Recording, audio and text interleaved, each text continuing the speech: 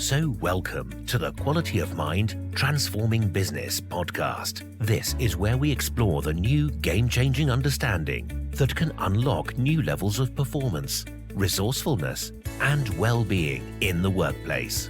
Join us if you want to be part of the new breed of leaders in business. Join us if you're fed up with the conventional echo chamber. And join us if you want to be part of the new revolution in understanding how the mind works and recognize that we are more than just our psychology and that can lead to better results. Hello and welcome to the Quality of Mind Transforming Business podcast series. And today's episode, lovely conversation lined up with someone who was actually on the show a while ago, Frans Rensen, and we spoke about that particular topic, which is about how to be agile in organizational change. Now, Frans and I have got a different conversation lined up, which we'll tell you all about. But firstly, welcome back to the show, Frans. Well, thank you, Piers. Great to be here again. Well, Frans, so what we were going to talk about and see how this lands with you. You and I do quite a lot of work with organizations, teams, individuals on helping them be in what we would describe as a high quality of mind. Now, for regular listeners to the show, they know exactly what that means. But for everyone else, we're going to tell you more about it. But a real area where people sometimes first find the benefits of quality of mind is when we're working with them in a meeting or a workshop, Right. and it helps them get way better results, output from their meetings and workshops. And that's the bit we wanted to focus on today to give listeners just a sense of what that might be. So how does that sound? Sounds brilliant to me. There's so much going on in that space, especially now also when we more face-to-face again after the pandemic. When people really start to see what their capabilities are and what is possible when you fall out of your conceptual reality. It's amazing. So a lovely topic to talk about. Brilliant. So listeners, as usual, we're going to put the details for myself and Frans at the end in the show notes, so you can always ask us more questions if we don't get time to talk about everything in detail today. But Frans, maybe do you want to start off by just giving us an example or two about how this works and some of the benefits? Now, I won't name the company you work for, but you work for a very large energy company that has lots of people in it and has lots of meetings. So can you give us an example of how this turns up for people and what they find is really valuable about it? Yeah, of course. I can go back to a couple of offsites I did 1 week ago and a couple of weeks ago. What they actually asked me to do is they have a multiple day offsite. And they come together face to face because they want to brainstorm. They want to have new ideas. They are in an energy transition. So they create the invites, and then it's like, so how are we going to do this? And then they understood already that I'm doing kind of work where people sort of experience differently how they show up in these meetings. So they contact me and they say, well, what can you do for us? And so I explain a little bit, okay, what happens with other groups of people who were experienced this, and they're like, whoa, is it really possible to show up differently, to fall out of your conceptual reality, to be open after such a short period? And I say, well, we can do that. Yeah, that can be done. And it's available to us all, basically. And it's amazing what happens, what kind of energy is frees up, what kind of realizations and insights people have during such a day.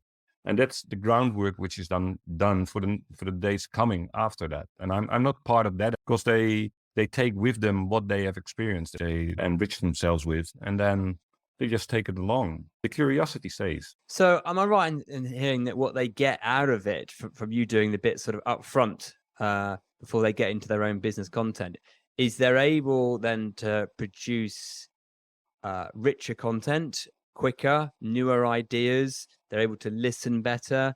They're able to think, let's use that overused phrase, outside the box more. Yeah. They're more innovative. They're more inspired. they're more collaborative. Is that some of the things that what would you hear them say is the benefit of this? Right, yeah, and also connection. So they feel the connection, the oneness in the room. And this is always aspired to have that oneness. So we all have the same idea, or in the Netherlands we say all noses in the same direction. So that's what basically the aim is. But now it's achieved in a different way. It's not so much the leader saying, well, these are my goals, and it would be great if we can catch on to this mission or whatever. No, they connect in a different way. They start to communicate in a different way. They listen with curiosity. And from the language I use, and you also use it, that the self dissolves in the space, basically. And people connect from the wisdom which is available. And that's something which is experienced through being together and doing experiments with each other.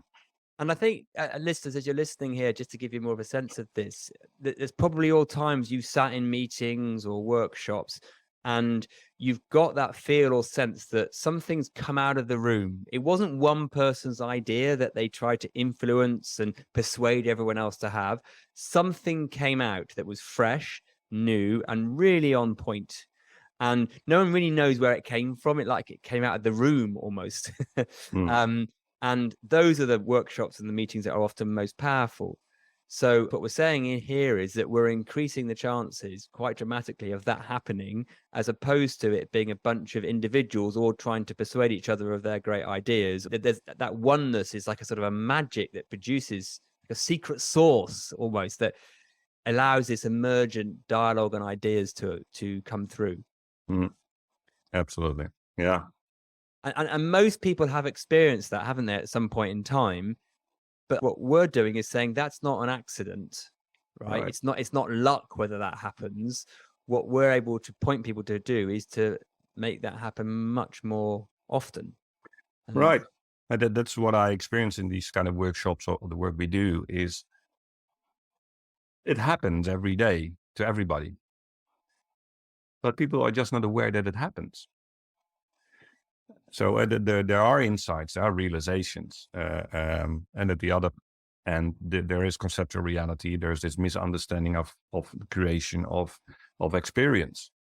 But people experience the flow state, or the creativity, or the insights, or the inspiration, or the connection. They do. But it's never pointed out to them. It's always available. And then all of a sudden people start to see, whoa, wait a minute.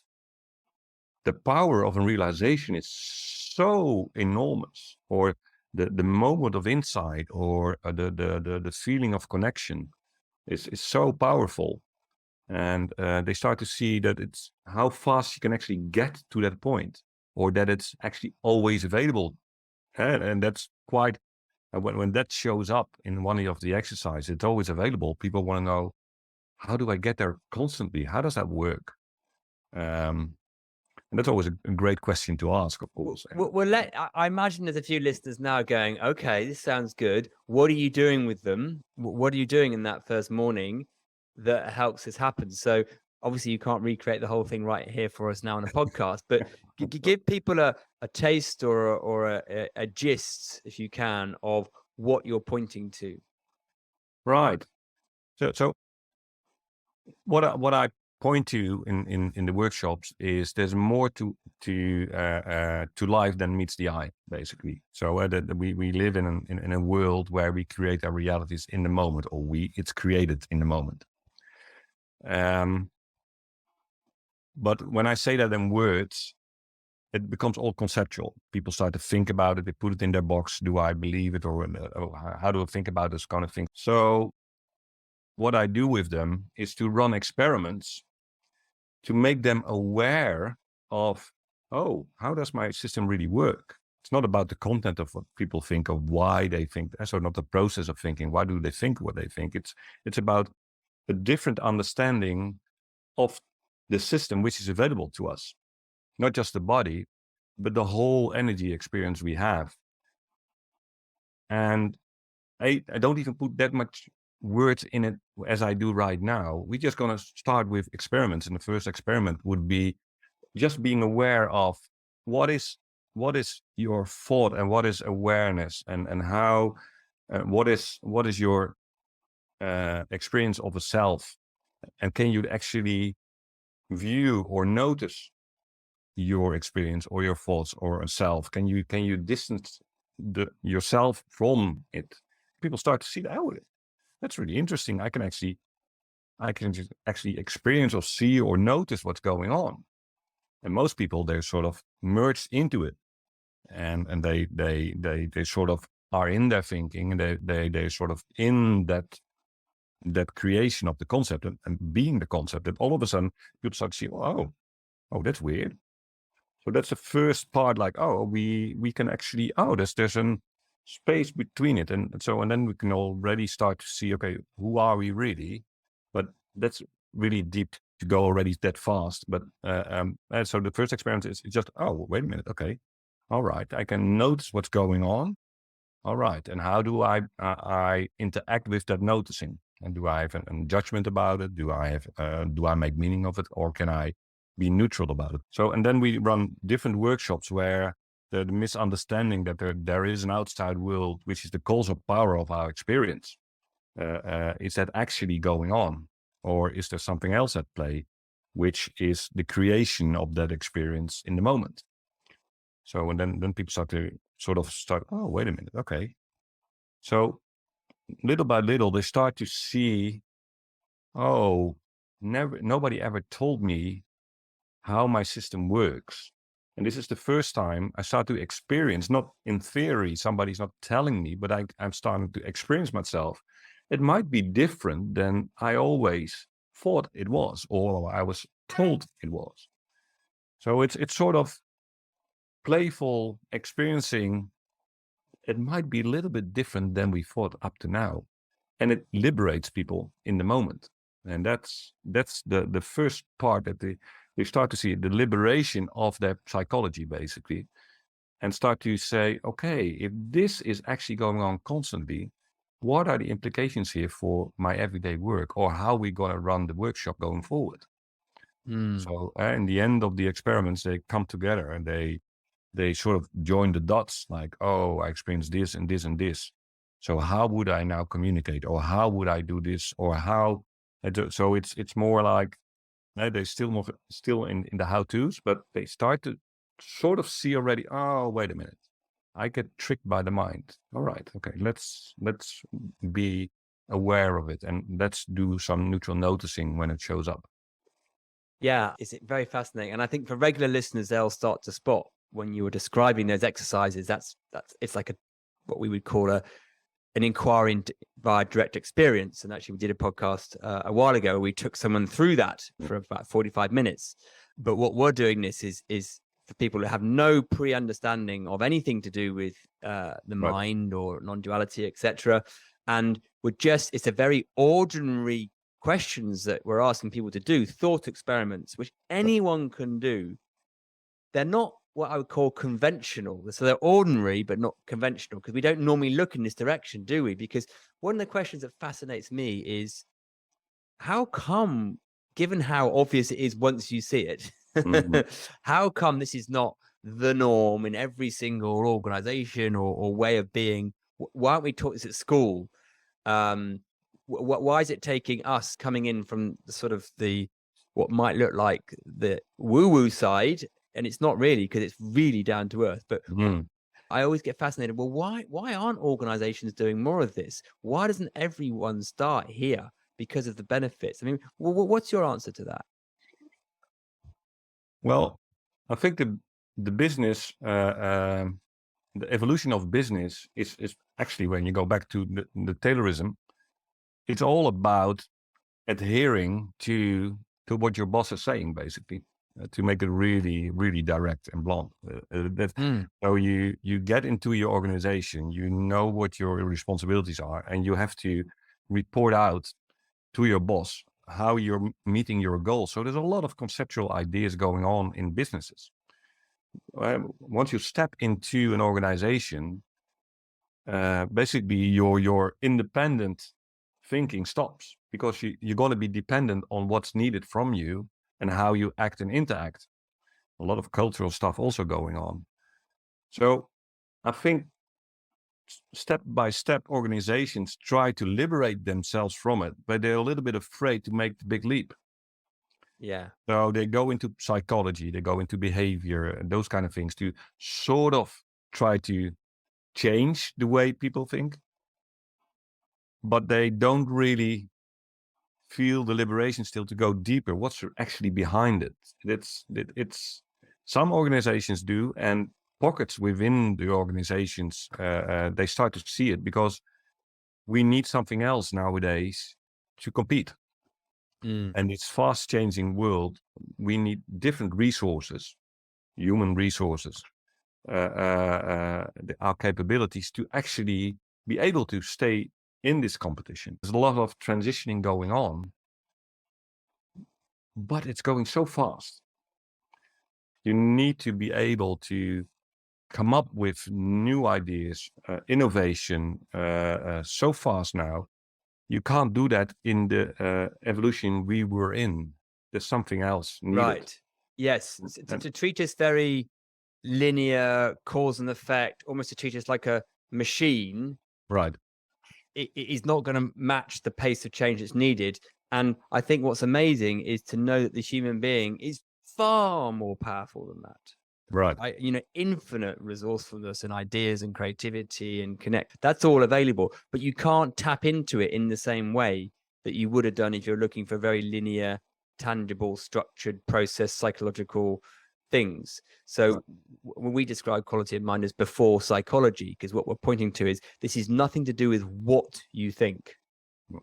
Better things will come out of what you think later in the meeting, but what we're focusing on in order to how to open up and release this amazing realizations and connection and new thinking, right, is not about having ways of thinking differently or even ways of making the psychology work differently. It's before that, and right. That's what you're pointing to. So we have to point people to see something that they haven't really noticed, right? Because society hasn't pointed them there, and businesses are even amplified that by being very kind of structured and limited.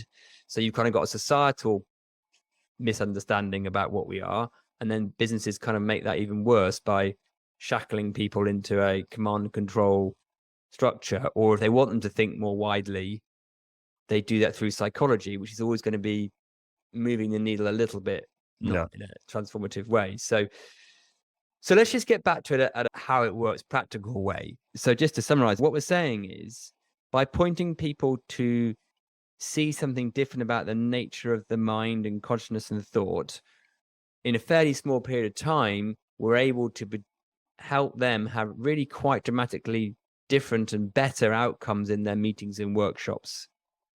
Right. All it takes is a shift up front in making the soil fertile. And at one level, it's as simple as that, isn't it? It is. To give an example, when I do those workshops in the morning, and then we have a lunch, and afterwards, we often work with liberating structures. Liberating structures are methods to make a use of wisdom of the crowd. And if you do that, liberating structures without the workshop up front, you get good ideas, for sure. But when you really fell out of the conceptual reality and you don't feel this hierarchy in the room, everybody feels the oneness. There's less conceptual thinking. Once you start to do the liberating structures, it's amazing what comes out of it. How fast you solutionize big problems. Yeah. We go into an exercise where they do estimations or numbers to their problems. So the highest problem has the highest number, and that's going to be fixed today. Not just today, that's going to be fixed in half an hour. Mm-hmm. And this has been going on for months and months to solve. And we fix it in half an hour. Why? Because our people are so resourceful. When they start to communicate with each other, the ideas just fly around, and all of a sudden they say, well, this is it. We have to go with this. And then action holders are very easy to get action holders also, because everybody's so enthusiastic about it. But you can sense in the room the resourcefulness, the the power which is there, the realizations of how obvious sometimes the solutions are. It's not hard work at all. It's just obvious all of a sudden. It's a really good point that you make. So if you were to do a comparison, if you like, with doing liberating structures without doing what we're doing on quality of mind first, and then doing it with, right? So liberating structures is a nice facilitation structure and technique, right? Yep. But it's about psychological strategies and ways to think like this and think it's a concept, right? Yep. And it's good. It's better than not doing that. But what we're saying is that if you add this part in first, you significantly increase the fertility of that same conceptualization and structure. Yeah. So I think it's a great example of saying if you do it with and without, the difference you get. It's like I always think of a metaphor with farming and putting seeds in the ground. If you put seeds in the ground, you will get some fertility, right? But if you really understand soil and plow it and make it fertile, when you put those seeds in, wow, you'll get consistent plant growth. You won't need any fertilizer, which is extra efforting. It will just grow because you spent time understanding how soil works. Right. And it's like what we do with people without this understanding of quality of mind is we just chuck concepts at them to try and make their thinking better, whether that's facilitation techniques like liberating structures or design thinking. And yes, they are better than not doing that because it slightly sort of organizes people. But the real magic isn't in the structure of the facilitation. It's in the bit before around unlocking the human horsepower of that magic, which we all are part of, which may sound a little abstract to people. But most people, if you ask yourself honestly, have you experienced a time when you've been in a conversation, a meeting, a workshop, and something just really fresh and wonderful has come out of it? Most people go, well, yes, I have. Right. And we're saying that's not fluke or luck. No. That's the nature of what you are. And also at the end of such days, the energy is so high. I say that in the intake, if the end of the day you have less energy than we started, something went wrong. That's a great point. And I'm going to laugh at this, but but the fact that you're working on renewable energy and in the world of form, and then here we are creating, because at the end of an 8-hour workshop you should be tired in old school thinking. Right. I should be tired because I've done 8 hours of talking and listening. No. If you that shows you we're doing it too much psychological efforting. As you say, most people will finish the workshop going, wow, that was great.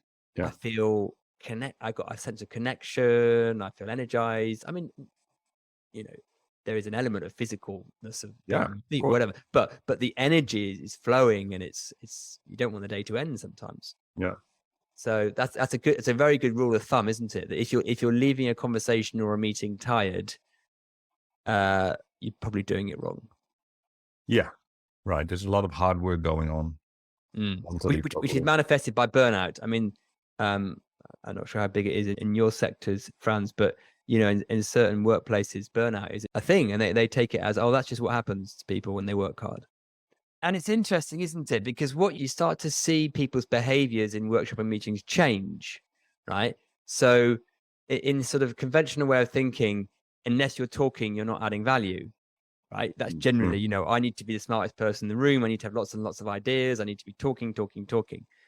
And then when you start to understand what we're pointing to about the mind, you realize there's actually a value in something as simple as what I would describe as holding space, just being present to the room, to the people. You don't be having to be opening your mouth and speaking. You are, because this is to do with the way consciousness works and the energy that if to get that oneness of magic, your role in the room can be to hold space, which is a complete, like, people think, what do you mean my value is in just not saying anything? We're not saying be in the room, be completely distracted on your laptop and not say anything. Not that kind of not saying anything. It's being really in the conversation, in the moment with the other people, and you don't have to say anything, and you're still adding value. Does that make sense in the way I've described that? Absolutely. Yeah, you can sense that in in the workshops also, we prep them before they go to the workshop. So they have very low expectation. They will have expectations, but very low expectations. When they see me for the first time starting the workshop, they have a lot of thoughts about me conceptually and everything. But you can feel after like the first exercise, people just fall out of that self-awareness. And they don't have to say anything. Their presence is indeed filling up the room. You can feel they're receptive for insights. They're curious, genuinely curious about what somebody is saying, not with the urge to tell what they are experiencing, but just generally being curious. You don't even have to ask a question. People just open up to the wisdom which shows up.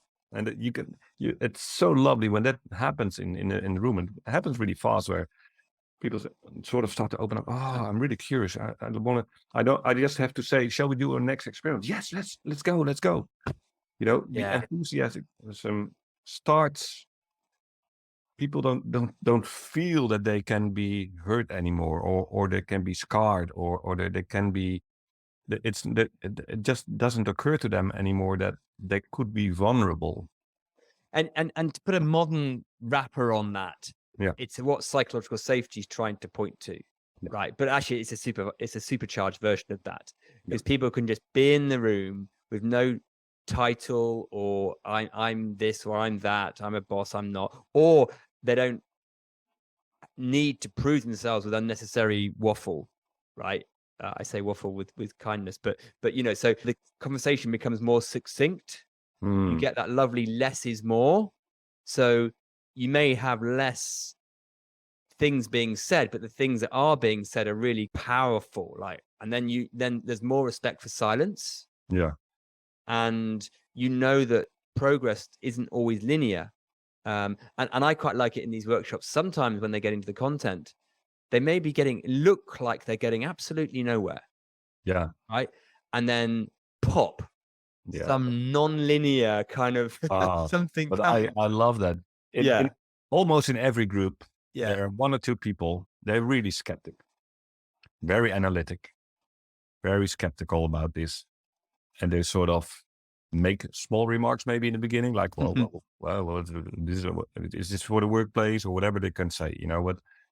And during the workshop, you see the change happening, and they sort of start to wonder about, oh, wait a minute, especially when we come to the flow part, where the intellect of the analytic intellect of the people sort of takes them out of the flow state, and they start to see that's actually happening.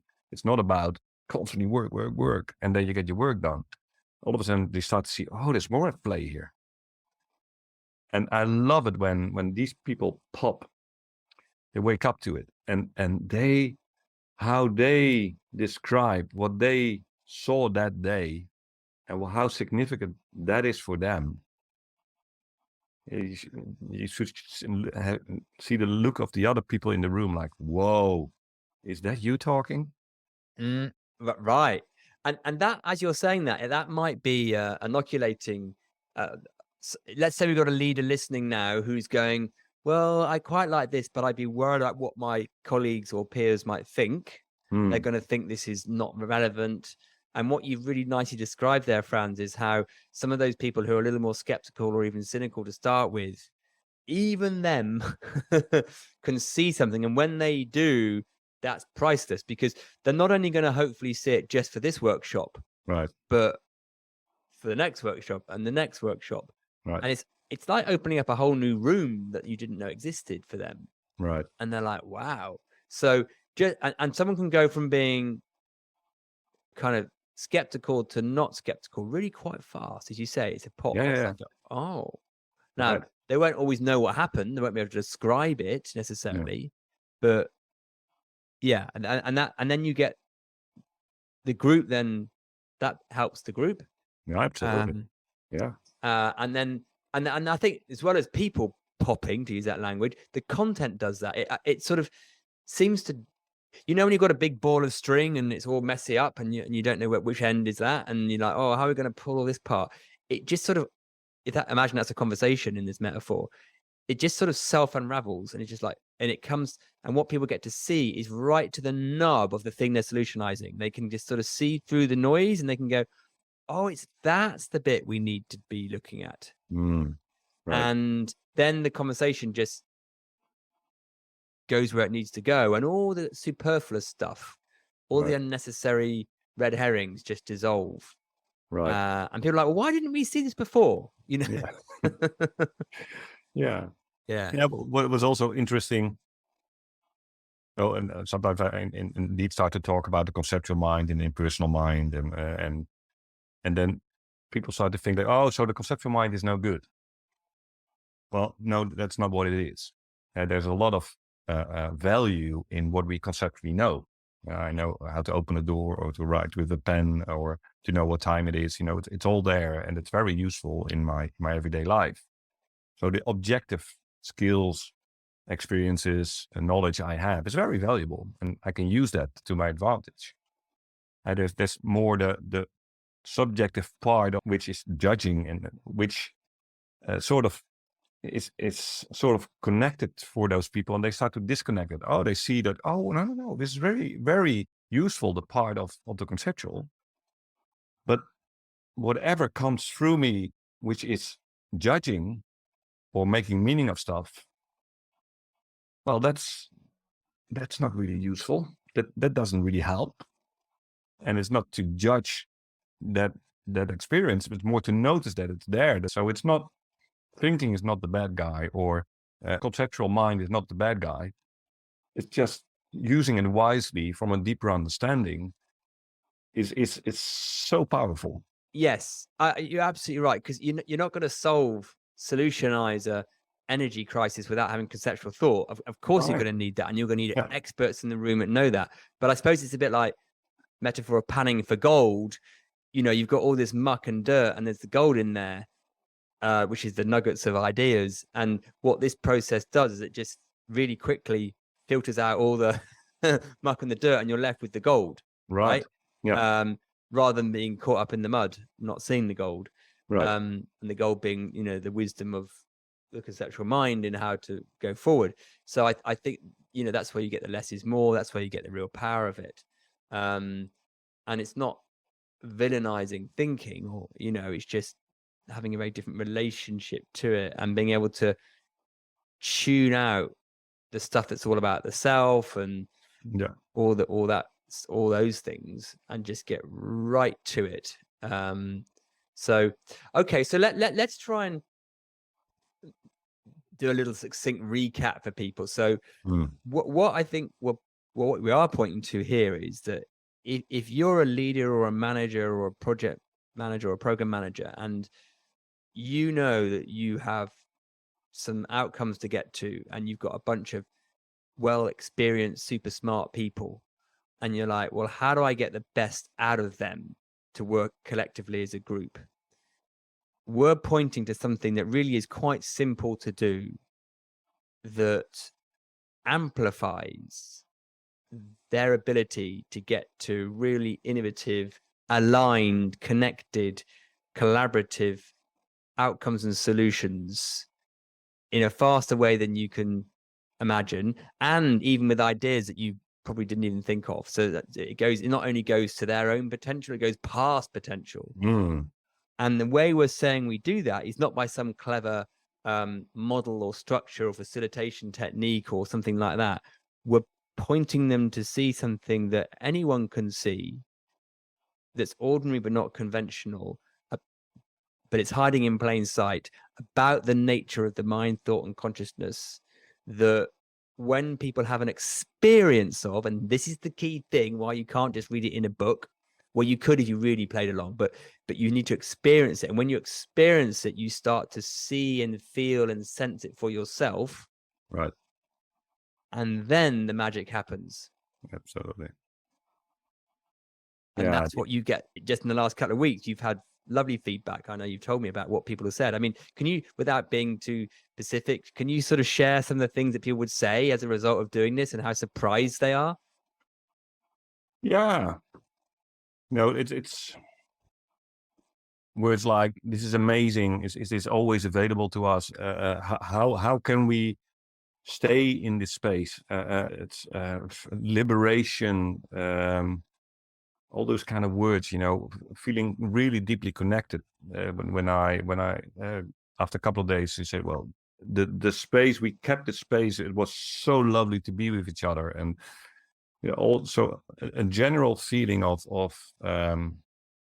deep connection and resourcefulness with each other, and falling out of the organizational structure, if you will. They feel they're all peers. They're in, when people just understand their roles and responsibilities and start to live up to it. Don't identify yourself anymore with the role you have or the position you have in the organization, but just come from whatever comes through you, and what you think in that moment is the most important thing to share. And people experience that, and they give feedback on that, and they feel liberated.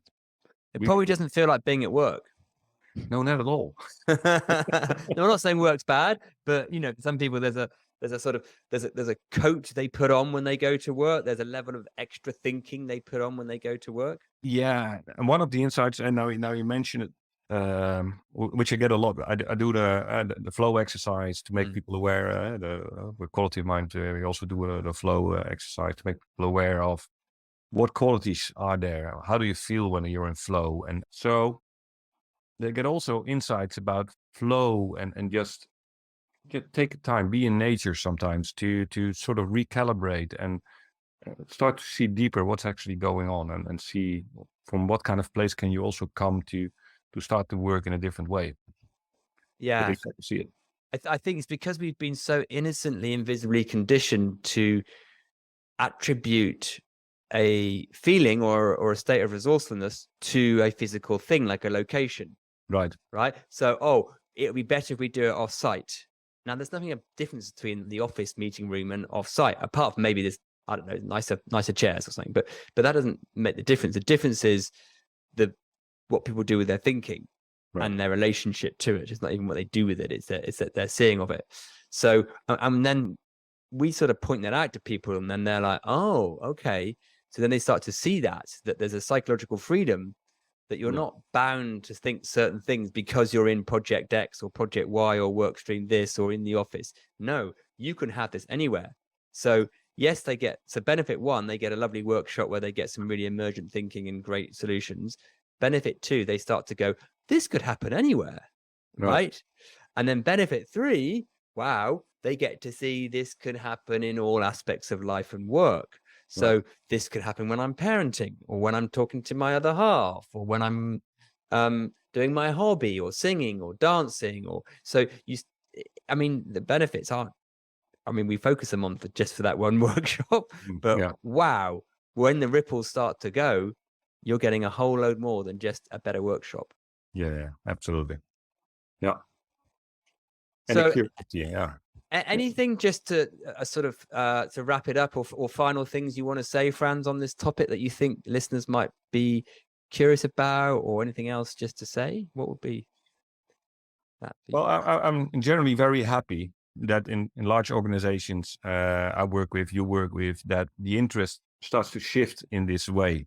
That it's not about the cognitive, it's not about behavior change and those kind of things. Yes, it is, but the change is at another level, and they really start to see it.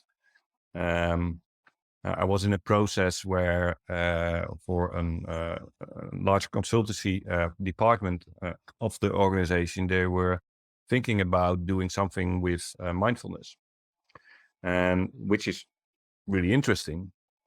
But why are you doing mindfulness? What are you solving here? And they really started to see, well, indeed, we need to go upstream, if you will, to have a deep understanding. What's the causal power, the true causal power of our experience, which we want to cope with things like mindfulness, or whatever coping mechanism you want to find there, and maybe psychology or positive thinking, whatever.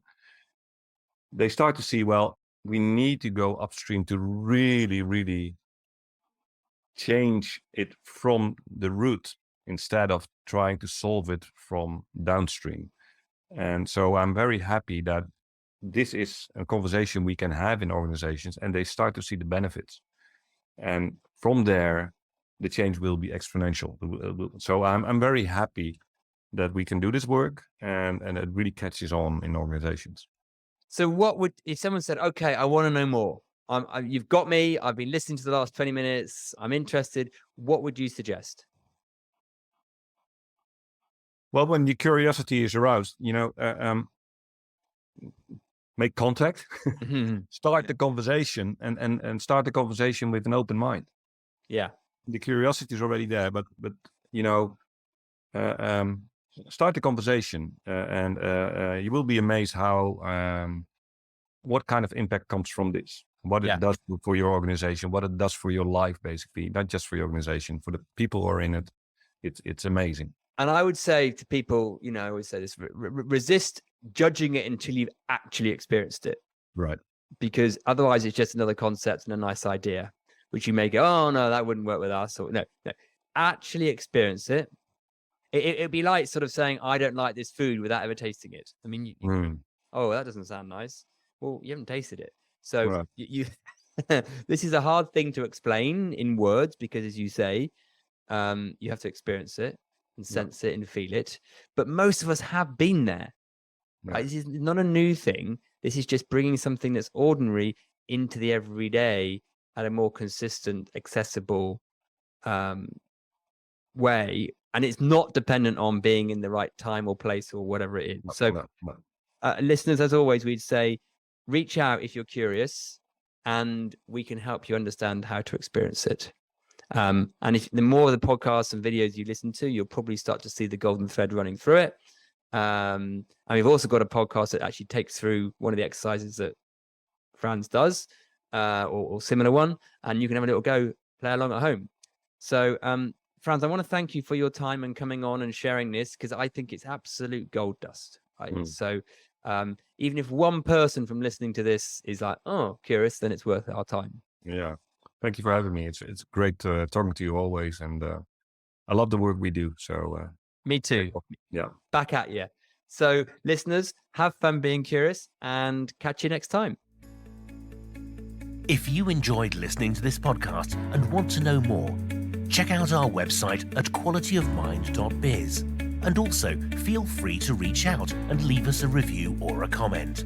Until next time, have fun being curious.